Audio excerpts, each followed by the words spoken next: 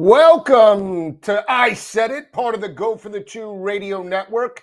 I'm Joe Lisi, and we inch closer to not just NFL action, but college football on the horizon. We do have 3 games underway in the NFL. A couple of updates right now. In the NFL, we have Baltimore up 7-3 over Indianapolis. We talk about the quarterback battle for the Colts. Will it be Anthony Richardson? Will it be Daniel Jones? They're deadlocked in the battle. We'll see how that game plays out. Right now, first quarter, 7-3, Baltimore leads Indianapolis. A little bit later at 7:30, bottom of the hour, we have Philadelphia taking on Cincinnati, defending Super Bowl champs. The Eagles, can they get some more depth offensively and defensively to not only compete for an NFC championship, but win back-to-back Super Bowls? And if you're Cincinnati and Joe Burrow, got to start fast this year. They're playing, I think, a little bit in the preseason, but it really matters. Week number 1, they're already 5.5-point week 1 road favorites over Cleveland. That's an intriguing game when you think about it. Over the past few years, even though they beat up on the Browns last year, the Browns have played very well against Joe Burrow and knocked them off a couple of years ago in dominating fashion. So that's a critical game for Cincinnati to step up week number 1. And then the late game, Las Vegas and Seattle. We have Pete Carroll going up against his former team. Geno Smith has already been outspoken about this team. Don't sleep on us. We're going to challenge potentially for a wild card berth and potentially challenge the Kansas City Chiefs. And if you're McDonald in Seattle, plus 550, I talked about it yesterday. Dead last in the NFC East now with the injury to Matt Stafford for the LA Rams, not knowing what you're going to get out of San Francisco, hoping that they're healthy. Can Seattle make some noise? We'll see. The offensive identity, I think, is critical for Seattle moving forward. Are they going to be more of a balanced offense with Zach Charbonnet? Are they going to throw it 5 wide with JSN and their new addition, Sam Darnold, that threw for 35-plus touchdown passes with the Minnesota Vikings, only has a total this year on multiple books of 20 touchdown passes. So if that's the case, or that's the expectation out of Seattle this year with Sam Darnold, I don't think they're an NFC contender, but we'll see exactly what they have in the preseason. That's a 10 o'clock start. I'll be off air by that time, but we'll see how that game plays out. Maybe update you tomorrow with Carver. That could be a little tickled. We'll tickle it tomorrow that Carver and I could be on the air prior to the weekend, so we'll tweet that out.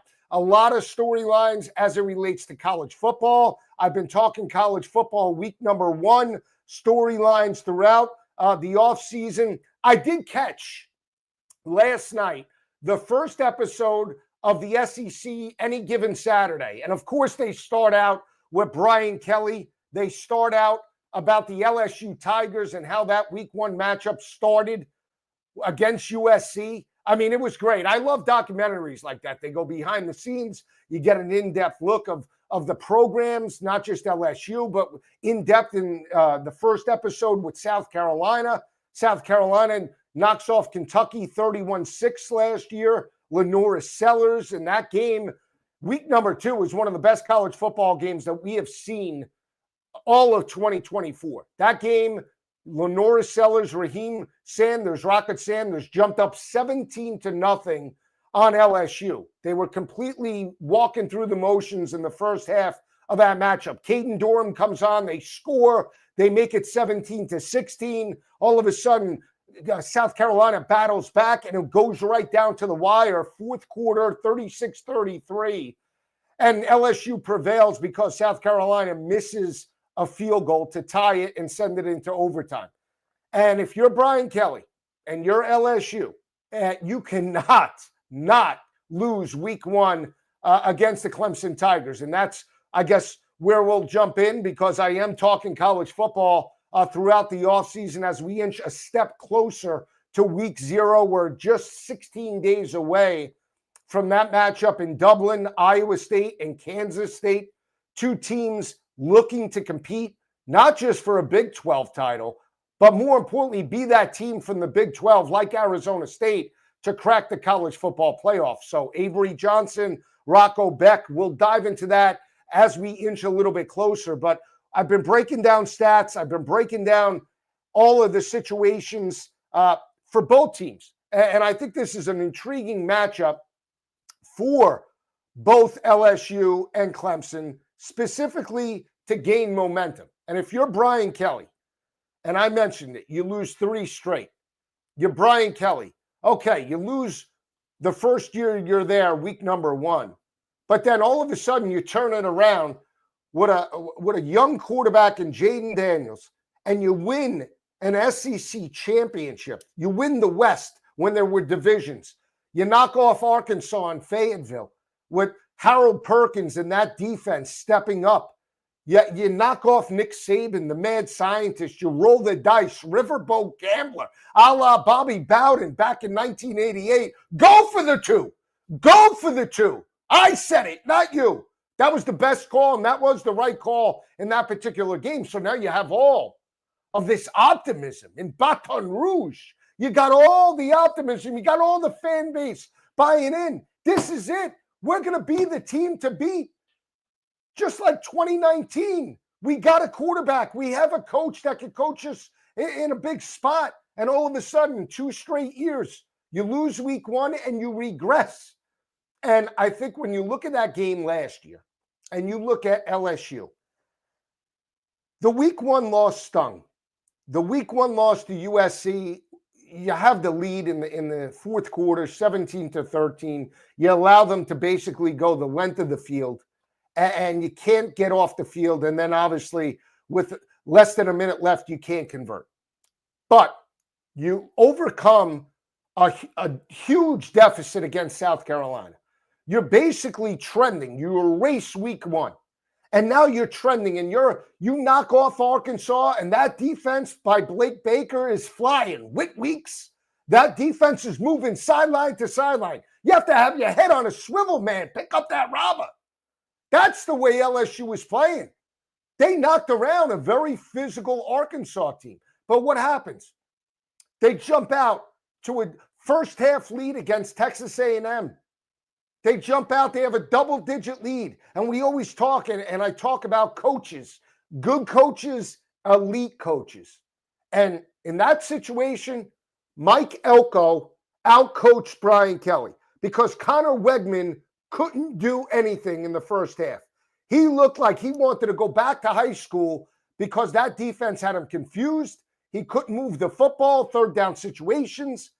And Elko dialed it up in the second half. He puts in Marcel Reed. Blake Baker, Brian Kelly do not make halftime adjustments. They go in status quo. And they get beat up. And Garrett Nussmeier, I tell you, love him. You got to take the good. You got to take the bad. You got to take the ugly. He's got a little riverboat gambler in him, just like Brett Favre. He might throw an 80-yard touchdown pass, or he might throw a pick 6. Pick your poison. Pick the week. You hope it's the first one. 80-yard touchdown, but you need it on a consistent basis. And right now, LSU is an underdog. They go into Death Valley where, for the most part, during the tenure of Dabo Swinney, they have been a dominant home team. A dominant home team. And we talk during the tenure of that 8-year span where from 2014, where they knocked off Oklahoma and Baker Mayfield, and that started the run to go toe-to-toe with Nick Saban in Alabama and win 2 national championships. What did Clemson have as an offensive identity? They had a legitimate quarterback, Deshaun Watson and Trevor Lawrence, when they competed. They had a dominant rushing attack that averaged well over 200 yards per carry, 240 to be exact, back in 2019 when they won a national championship. And then from 2020 on, and you want to say it's the COVID year, they have not been over 200 yards rushing in a season per game since. And I've talked about that. The offensive balance, the offensive identity for the Clemson Tigers. We talk about where do you want to be when you start the year, and that's the biggest thing and the best part of college football. The best part of college football is that there is no margin of error. Even though we're an expanded 12-team playoff, you come out full throttle ahead, baby. We're RPMing it 9, 10, hem. That's what it's all about. And if you screw up early, guess what? You got to fight to get back into the race. just the way the Ohio State Buckeyes did last year. And they needed some help. And sometimes it works and sometimes it doesn't. But that's the beauty of college football. And when you look at Clemson right now, they are on the cusp of being that dominant team, not just in the ACC, but potentially being and making some noise with the big boys. And now the big boys, guess what? They reside in the Big Ten. It's not the SEC anymore, because when you win back-to-back national championships, no matter how you get it done, Ohio State and Michigan, the Big Ten is the pinnacle. The Big Ten is the conference to beat right now, okay? And if you get into that type of situation, you're the SEC or the ACC, you have to smack around the big boys. And when we talk about Clemson and we talk about the difference of where maybe they are this year or entering this year and where they were then during the heyday where they won 2 national championships and made it to the college football playoffs each and every year under Dabo Swinney with Brent Venables, is that they had a stout defensive front. They averaged about 47 sacks per year during that 8-year span, one of the tops in all of FBS. They played impeccable third down defense, and I mean impeccable to the point 30%, 29%, 28%. They were giving their offense multiple opportunities to score points. And that, I keep saying it, that is one of the most underrated statistics in college football. And it matters when you do it. Get off the field on third down and convert. Sustain drives, score points, force turnovers, and get off the field. And if you could do that, you're going to be a competitive winning football team. You're going to be in the hunt to potentially win a championship and a college football playoff game or natty. And that's what you want to see. So when you look at Clemson under Brent Venables, they were right in the area for years. And go to the statistics from like 2016, 2017, 2018, 2019. They were giving up basically 100 yards per game on the ground. And right in the area of about 31% for that average over an 8-year span. They were always positive and, for the most part, in turnover margin. They were a dominant road team. They had an 820 winning percentage over that span on the road or on a neutral field site. Every 8 out of 10 games on the road, they were winning. They had only lost 4, or actually 3, home games in an 8-year span dating back to 2015. That is dominant. And then they had the first year where they lost 4 ACC games. They had the first year where they struggled at home, and then all of a sudden it was a regression. And when you look at last year, and you look at where they were from a defensive perspective, they were good, right? But they weren't great. They allowed about 160 rushing yards per game, okay? And Texas ran all over them in the semifinal playoff win. All over them. That was the difference. They could not stop the run. Has it gotten better this year with Tom Allen? We'll see. And people that say, well, they got Tom Allen, they got more transfer talent, they have better depth. Yes, but you still have to play as a unit. You still have to play as a team. You have to be cohesive. And I keep saying, we're not talking about the NFL. We're talking about limited practice time. We're talking about coaches that are bouncing around from one program to the next. Tom Allen from Penn State to now Clemson. The expectation, the bar is different at Clemson than there is Penn State. I'm sorry. Penn State, you're still hoping to win a big game. At Clemson, it's to win national championships. That's what Dabo Swinney built. The expectation is not just to win an ACC championship. The expectation is to knock off teams like Ohio State, Alabama, and everyone else. Can they do it? They have a pretty good shot. They're favored in their conference right now, plus 120. But this game is a measuring stick. They're going up. You got 2 Heisman frontrunners. Arch Manning is the front guy at 6-1. You have Nussmeier. You have Cade Klubnik at 9-1. Which quarterback is gonna step up and make some plays? Offensively, you look at the wide receiver depth. Clemson is good, and Clemson really challenged that Texas defense. I'll say this. I keep telling you, Texas, for the most part, throughout the regular season, allowed basically 52% on completion percentage. They got ripped apart by Cade Klubnik, and they should have covered that game. They had a 4th and goal inside the 10-yard line and could not convert. They should have basically covered that line. And depending upon where you got it, you either won, pushed, or lost. But when you look at what Clemson has, 3 returning starters coming back offensively at the wideout position, are we comparing Clemson's depth to the depth at LSU? No. And that is where Brian Kelly has pressure, because he's got the quarterback and he's got elite, not good. He has elite talent at the wide receiver position. Elite. I said it, and I talked to Matt Moscona out there in Baton Rouge when I visited just a couple of weeks ago, and I told him, I'm in love with Aaron Anderson. He's got a little Trindon Holiday. He's got a little two-step, UTEP two-step like Tim Hardaway. I love Aaron Anderson as being that guy. I think he's got great hands. I think he's a pure route runner. But now you add in Barry and Brown. You bring in Nick Anderson. You have Braun, the tight end from Oklahoma. There is depth there. You have Caden Durham and Caleb Jackson that come back at the running back position. Granted, you lose Will Campbell and 2 starters on the offensive line, but you're supposed to build that. They need to be more physical running the football, and they need to shut down the run. And that'll dictate who wins that game. Early on, I have to take the points with LSU, but it's not going to be an easy game.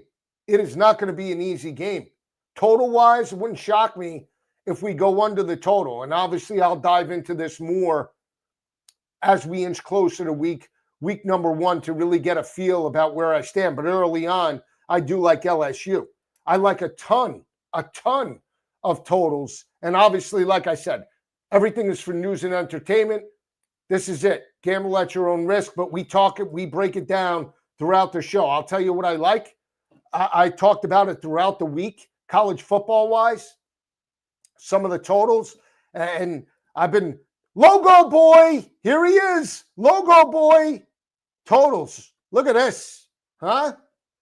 Win totals for 2025. Say it ain't so, Joey. Say it ain't so. Auburn. Unbelievable. Let's see. Auburn. Under 7.5. Why? I said it. Gus Malzahn built the program in Liberty with the mobile quarterback. He built it with an RPO game. He built it with Malik Willis and players like Caden Salter. He built it and then got away from the identity in Auburn. He got Peyton Thorne. He had Robbie Ashford, and he allowed Robbie Ashford to walk out the door. Now I'm supposed to believe with Jackson Arnold that he's got it all figured out, that Hugh Freeze knows what he's doing. I can't do it. He's got to prove me wrong, and I've seen Jackson Arnold win more games, lose more games than he's won. And I can't buy into Jackson Arnold this year. They start week 1 against Baylor. They're 2.5-point road favorites. That's a very difficult matchup. I've said it time and time again. Not going to be easy. I watched Michael Hawkins beat down their ass on the Plains in a fourth quarter comeback. I saw them lose multiple games against more physical teams. And now in year number 3, I'm supposed to buy into Hugh Freeze to figure it out? Absolutely not. Can't do it, won't do it. Let's go back. Who else do I like? Ole Miss. Now, the Ole Miss fans are going to be all over me. And I know the Ole Miss fans think that I'm a hater of Lane Kiffin and I'm a hater of their program. That's not the case. That is not the case. I like Ole Miss as a program. I like Lane Kiffin and what he has done and what he has built in the Grove and with that program in Oxford. But I cannot buy into an 8.5 win total. I'm sorry. Walter Nolan's gone. Bentley is gone. Trey Harris is gone. Austin Simmons is supposed to be the savior to take over for Action Jackson. You got an 8.5 win total. The schedule's tough. I know you get LSU in your building, but are we giving the edge to Austin Simmons over Garrett Nussmeier? Are we giving Austin Simmons the quarterback edge over a player like Taylon Green that they have in their house? No. I think Taylon Green right now is a more experienced quarterback. I don't know what we're getting out of Austin Simmons. Show me. Oh, Lane is going to coach him up. Lane is going to – so, I said it. So, Lane Kiffin, I love you, but I'm selling Oxford. And it goes back to that game against Florida. You had the Gators dead to rights. You had an opportunity to close the door and win it, and your quarterback throws 2 interceptions. You get outplayed. The play sheet was starting to sweat, and you were getting nervous. And let's call it what it is. You were moving the football. You didn't make second half adjustments. You didn't do it. You couldn't get it done. And that's why you lost the game. And now you want to guarantee that 4 or 5 SEC teams are going to make the college football playoff? For what? Because you just want to guarantee you want to collect the $10 million and no sweat? It doesn't work like that. Doesn't work like that. You need to step up when it matters most. And you can't just have guarantees. You're getting the $10 and $11 million so that you can coach and make those decisions in a big spot when your quarterback is struggling, man.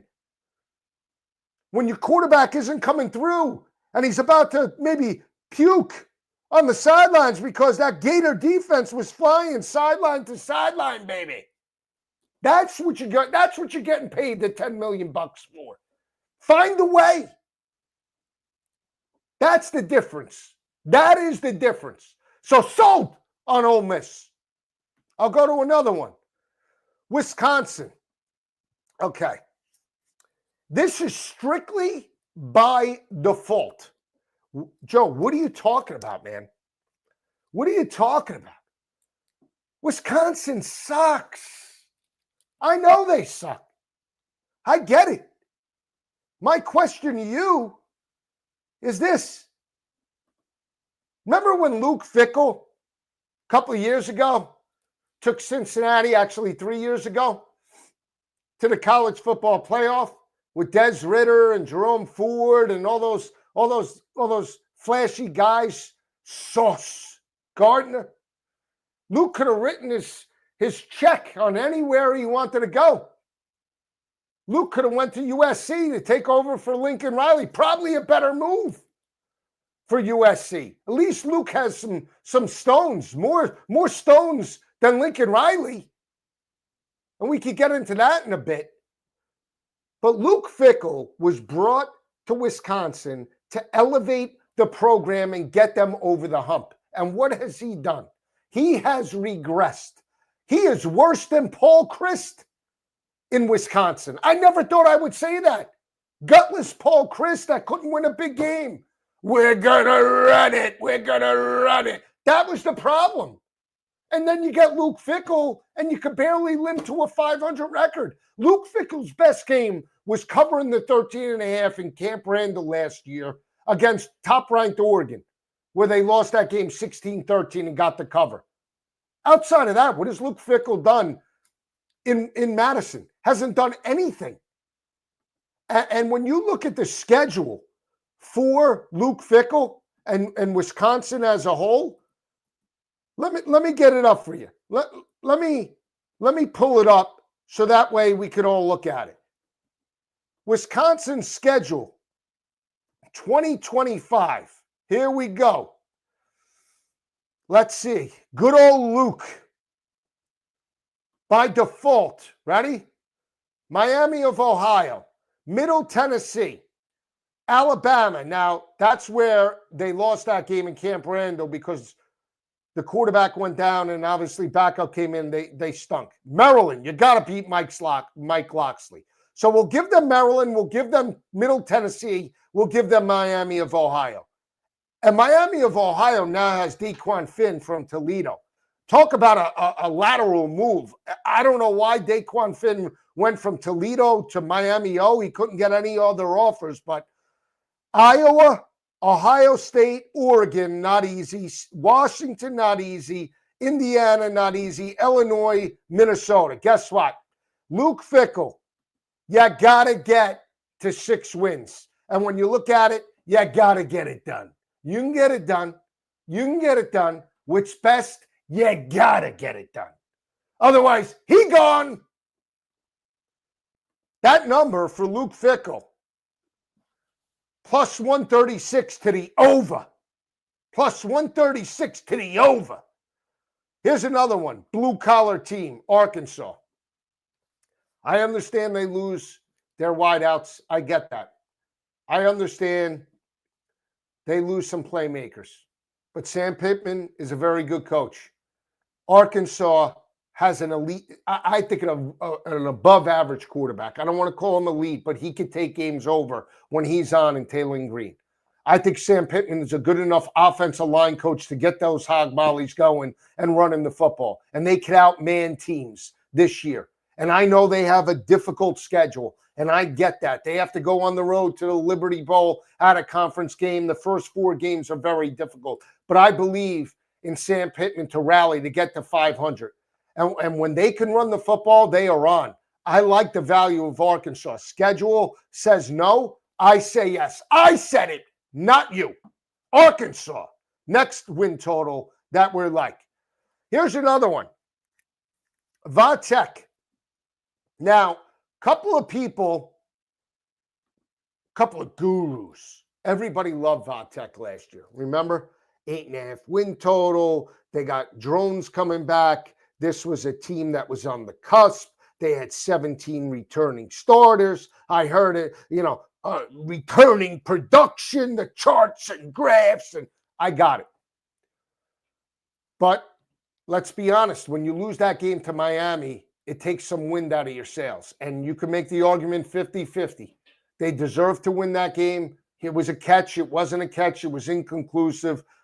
But they were on the wrong side of that. And from an emotional aspect, they limped down the finish line. But Drones is back. I believe in this team. Brent Pry, I believe in this team enough to get over the 6.5. I think when you look at the schedule as well for Virginia Tech, I think it's doable. It's not easy, granted, but I think with the veteran quarterback, and even though they lose Tootin, their big play running back that ran the 4.4, I think they could get to 7 wins. And when you're talking plus money, I think it's doable.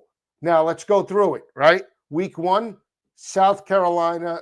It's South Carolina in the out-of-conference game. Lenora Sellers, not going to be easy. Vanderbilt with Pavia. There you go, Pavia, not easy. But again, I still think that in your house, you can win that game.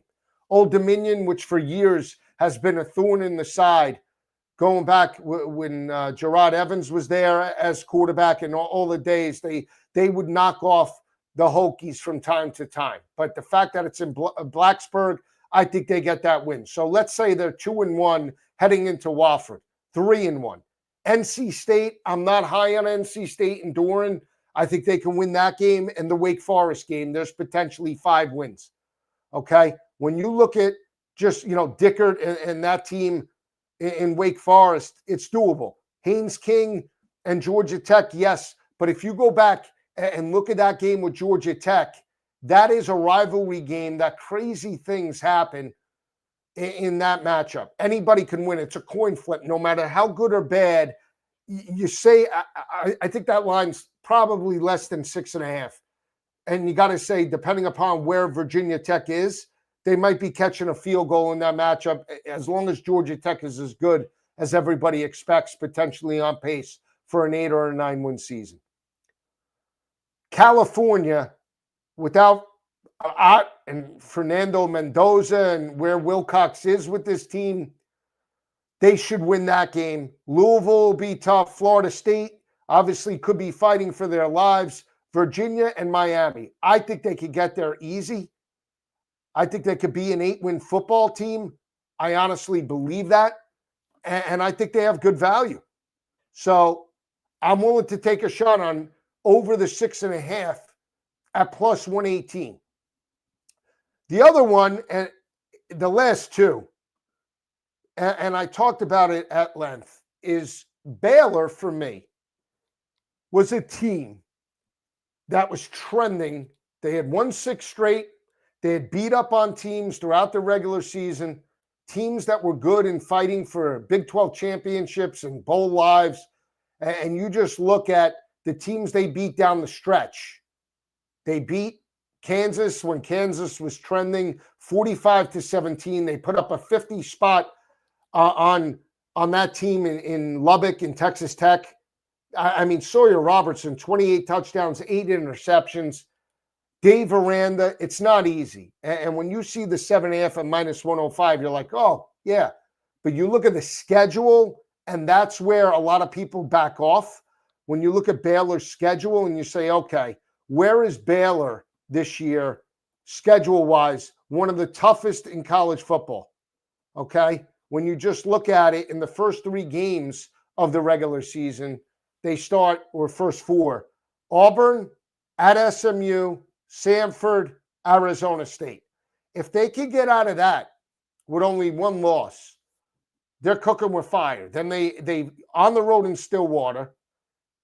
And here's the thing. Mike Gundy in Oklahoma State. Mike Gundy could be gone this year. They went to a Big 12 championship game 2 times over the last 5 years. They had an offensive identity with Ollie Gordon entering last year. Couldn't run the football consistently. Offensive line sucked. Quarterback Alan Bowman was 100 years old and looked like he had rigor mortis in some games. And that was a team that had great expectations with 7.5 win total. And now they're lucky if they can get over 5 wins this year. So that's a winnable game for Sawyer Robertson and Baylor. Dave Aranda saved his job last year. Dave Aranda was on the hot seat. Dave Aranda is a defensive-minded head coach. I don't know where Mike Gundy is right now. It's unfortunate, but ever since Jim Knowles left, he has not had the answers from a defensive perspective. When you look at that team, when they had Jaylen Warren and they went to the Big 12 championship game against Baylor, and you just looked at it, they had an offensive identity of ground and pound between the tackles with a physical offensive line. You get competent quarterback play, and your defense could get off the field on 3rd down. When Derek Mason took over, down like a dart, and it's been terrible ever since. So I don't think Oklahoma State's going to be competitive. I think Baylor will be. And I think Baylor starts, if Baylor wins that game against Auburn week 1, Hugh Freeze could be dead man walking after game 2. And Dave Aranda might be having his team trending potentially to a Big 12 championship. We'll see. We'll see. But I like what they have from a team perspective, and I like what they have just offensively, that they can go toe-to-toe with anybody and put up 31 points in the bowl loss to LSU. The other one, win total-wise, Lincoln Riley and USC. And this is incredible because when you look at this, you say, okay, this team with Mayava and this team as a whole should be able to compete for 8 or 9 wins. They got to find the consistency. They have to be able to kick it up a notch like Emerald. Kick it up a notch, baby. Can't do that. And that is the problem. When you look at the schedule for USC, and you say, oh, that's a win, that's a loss, that's a win, and you say, well, they're going to win. Remember when Miller Moss was taunting the LSU faithful after that big win, week number 1, right? Miller's Moss. Remember Miller Moss? Remember he was doing all that? And then that team just fell off a cliff and got smacked in the mouth by Maryland and got smacked in the mouth by Minnesota and got slapped. They were begging for a left. They were hit with so many rights against Washington and Steve Belichick.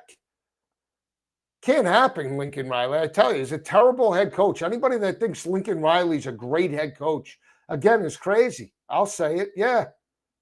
Can't coach a big game. All right, he gets offensive talent. Great. He coaches up quarterbacks. He's a better coordinator than he is a head coach. There's nothing wrong with that, but let's call it what it is. Guy's getting $11 million to coach up and play for one of the most storied programs in all of college football. Pete Carroll with back-to-back or 2 national championships. I mean, we're talking about Reggie Bush, Matt Leinart, and those dominant teams, Lendale White.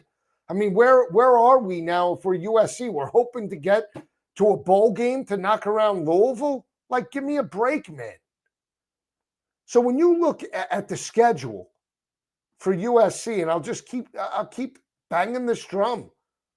Let's look at it. Show me where the wins come from. Show me where we're going to win. Missouri State, that's a win. Okay? Georgia Southern, that's a win. Although Clay Helton going up against his former team, you never know.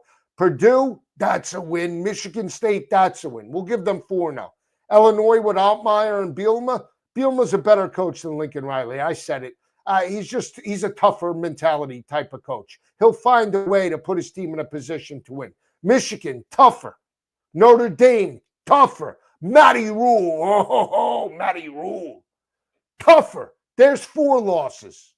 Northwestern, we'll give them 5 and 4. Iowa, not easy. Oregon, smacked around. There's 5 losses right there. And they could potentially lose 6 to Deshaun Foster and Nico.